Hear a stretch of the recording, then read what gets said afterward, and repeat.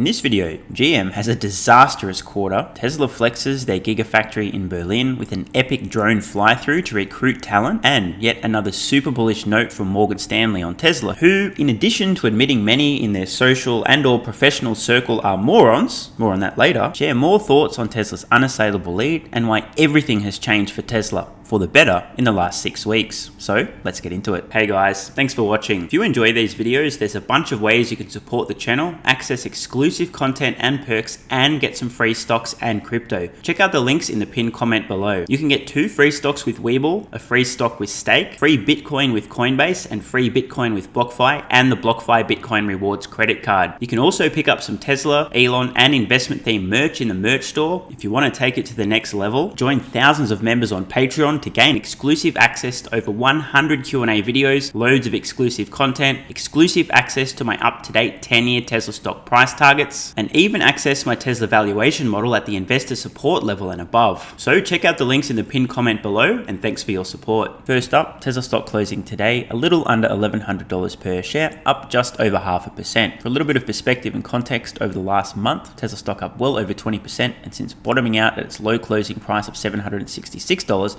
it's recovered more than 40%. In the last 6 months, Tesla up a little under 40%, year to date down almost 10%, and over the 1 year up almost 60%. Talk about a bumpy ride. And now to the absolute train wreck that was General Motors' Q1 results, including a few other automotive companies in the US whose sales are also plunging. US auto sales sank in the first quarter for General Motors, Toyota, and Honda Motor Company. The big question is, by how much did they shrink? Industry-wide, the annualized pace of new auto sales in March will reach 12.7 million vehicles, according to estimates. That would be down more than 1 million units versus February, and down by more than 5 million versus March 2021. What's happening? Well, legacy automotive manufacturers will claim that its supply chain challenges, logistical issues, and so on may be true. I personally believe there's 2 things at play. Supply chain challenges certainly having some impact, but I think the bigger thing that people are missing that's being masked by the supply chain issues is in fact the imminent extinction of the internal combustion engine vehicle. We've reached a tipping point. Consumers are now flocking to electric vehicles in droves. Toyota sales down 15% versus last year. General Motors in big fucking trouble. Sales down 24% versus last year. However, it gets even more embarrassing. Quote, the auto giant sold 99 Hummer EVs in the model's first full quarter of sales. Remember, this is the same company who colluded with the President of the United States to falsely state that General Motors was leading the way, stealing Tesla's valor. 99 Hummer EVs sold in the whole quarter. Round of applause to General Motors for leading. It matters. And now time to watch the epic new drone fly-through of Tesla's Gigafactory in Berlin. Clearly, a very strong effort to recruit talent by flexing their muscles, showing off the technology inside the factory, and getting people excited about manufacturing technology and software. And a special shout out to the drone pilot and everybody who choreographed this fly-through. It's epic as f***.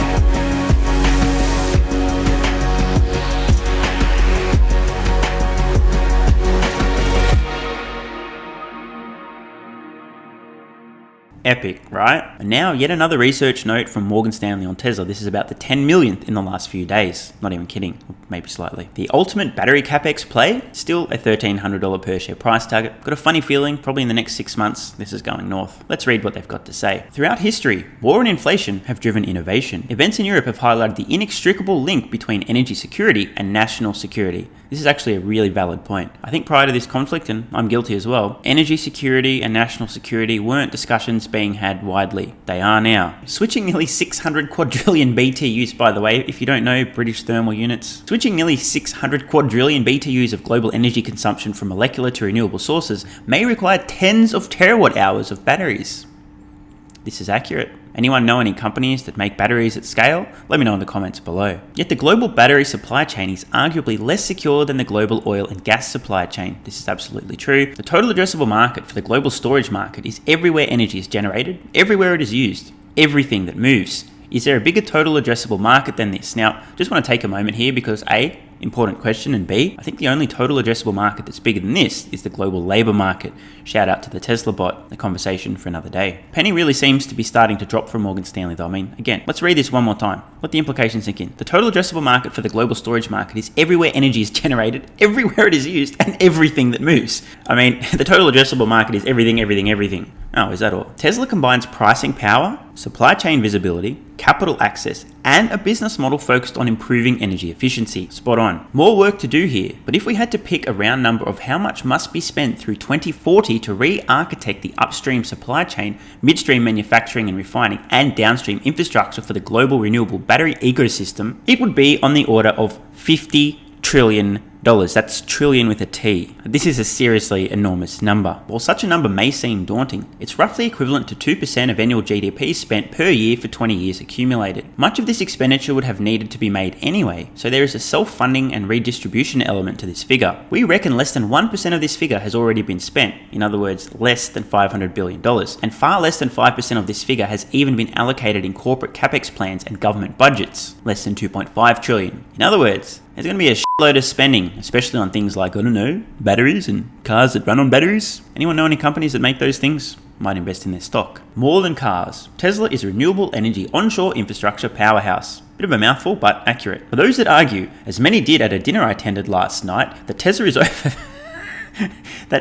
overvalued as an automotive company. Okay, so I'm not sure who was at this dinner. Obviously, Adam Jonas among them. Was this Morgan Stanley's clients? Were these industry colleagues? I don't know who was at this dinner, other than the fact that, oh, wait a minute, this is just in. A new photograph has surfaced from the Morgan Stanley dinner. Let's have a look, it's on screen now. Let me know if you guys can notice a common theme among the attendees. Of course, we can't know for sure whether or not the folks claiming Tesla was overvalued as an automotive company were also saying that it's an energy company, a software company, an AI company, and therefore things make sense.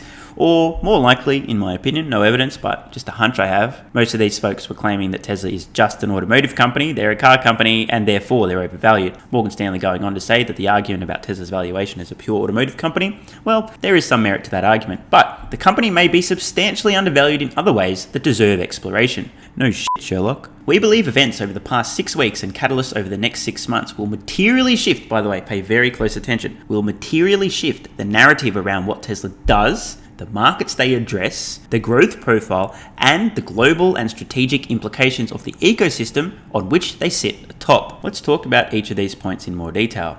The first is that the narrative will materially shift around what Tesla does. Now, for those of you that don't know, most people today think Tesla is a car company. The end. That's it. They make cars. They're a car company. They're just like Toyota or Ford or Honda. No difference. Tesla is a car company. There's a subset of people out there who also understand that Tesla is, quote, an energy company, and some have even figured out that they're a software company. And that's about as far as things go. And by the way, most people that see Tesla as more than a car company are still the exception to the rule. What Morgan Stanley are pointing out here, and I tend to agree, the narrative around what Tesla does is shifting from they make cars to they make electric vehicles, computers on wheels, software, and they're an energy company as well, and soon to be a battery company. The narrative shifting around the markets they address. Previously, Tesla makes cars for rich people. That narrative also disintegrating. They make solar, they make batteries for homes and for grid scale storage, and they continue to drive the cost of their products down, reaching a wider and wider marketplace. The narrative is definitely shifting around Tesla's growth profile as well. There's a lot of investors out there who previously were thinking they just make cars, valuation doesn't make sense, or they were thinking, okay, great, maybe in the best case case scenario, they do actually get to their stated goal of 20 million electric vehicles in 2030. What does that mean? Holy shit, it's enormous.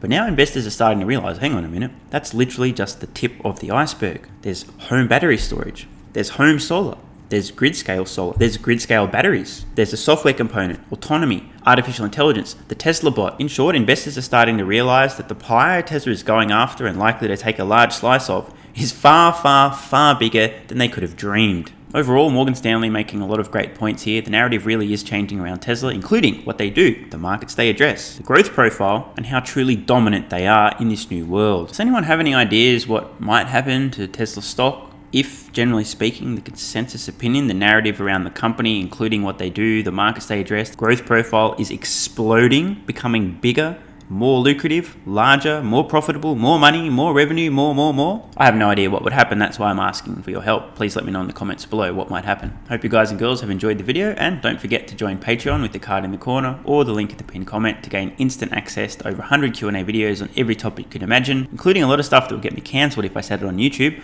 plus instant access to my Tesla stock price targets out over the next decade. So, see you over there. I'm Stephen Mark Ryan, this is Solving the Money Problem, and I love you all. Hey guys, thanks for watching. If you enjoy these videos, there's a bunch of ways you can support the channel, access exclusive content and perks, and get some free stocks and crypto. Check out the links in the pinned comment below. You can get 2 free stocks with WeBull, a free stock with Stake, free Bitcoin with Coinbase, and free Bitcoin with BlockFi, and the BlockFi Bitcoin Rewards credit card. You can also pick up some Tesla, Elon, and investment themed merch in the merch store. If you want to take it to the next level, join thousands of members on Patreon to gain exclusive access to over 100 Q&A videos, loads of exclusive content, exclusive access to my up-to-date 10-year Tesla stock price targets, and even access my Tesla valuation model at the investor support level and above. So check out the links in the pinned comment below, and thanks for your support. And if you're still watching, you're awesome. I read every single comment on this channel, and I really appreciate your feedback. So if you've got any thoughts on today's video, questions, comments, or suggestions for a new video, let me know in the comments below. Check the cards on screen now to browse the merch store, join Patreon, or watch the next video.